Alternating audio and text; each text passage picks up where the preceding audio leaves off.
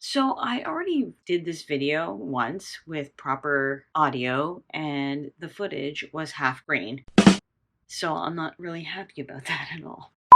Okay, gang, as promised, I'm going to review my first race in a series of I don't know how many. I decided I would do a series of 5K races, the first of which was in June. This is my first race that I've done since the world basically fell apart. First one I did was the moon in June, back in June. I posted earlier a video of my footage in Burlington, Ontario. It's right on the lakefront. You start actually outside of the City Hall. It's relatively flat. I've run this course before for their winter Santa Claus run. They have a 10K double loop, a single loop 5K, a kids race, and what they called Gordon's Kilometer. So this is a really cool story. There's a gentleman who started running this race who is a longtime resident of Burlington. He started running at the ripe age of 80 years old. So this year, he at 93 walked a kilometer with 5 generations of his family. So that's a really cool backstory and actually a side story to this whole thing. The main charity is for, and I gotta read it because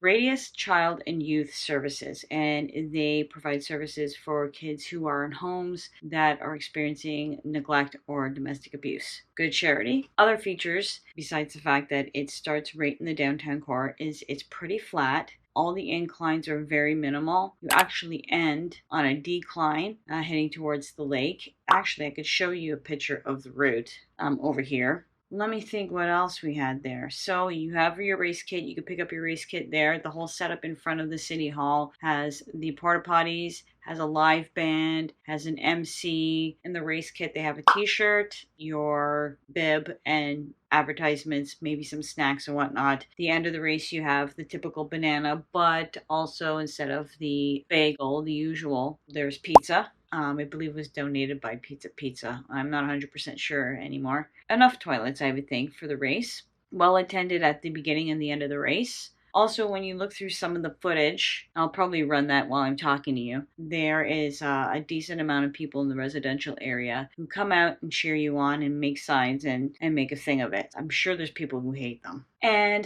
one of the highlights, oh, and if you're on my Instagram, you will know. And if you're not on my Instagram, what are you doing with your life? Nickelbrook Brewery, a Burlington brewery, had a setup there, really cool setup, and offered a free pint after the race. Obviously, for those who are legally able to drink. Not just a random beer, there were, I think, about 3 of them that were seasonal beers that you could choose from, which I thoroughly enjoyed. Nothing like a bubbly recovery drink. I like the beer. A few things that I might improve on for next year is the porta potties. They were plenty. However, I didn't see anywhere where I could wash my hands. I didn't even see sanitizer. I could be blind, but I don't think so. I wasn't the only one looking for a place to clean my hands afterwards. And luckily, there was a lady nearby who had some wipes and whatnot. So I would improve on that.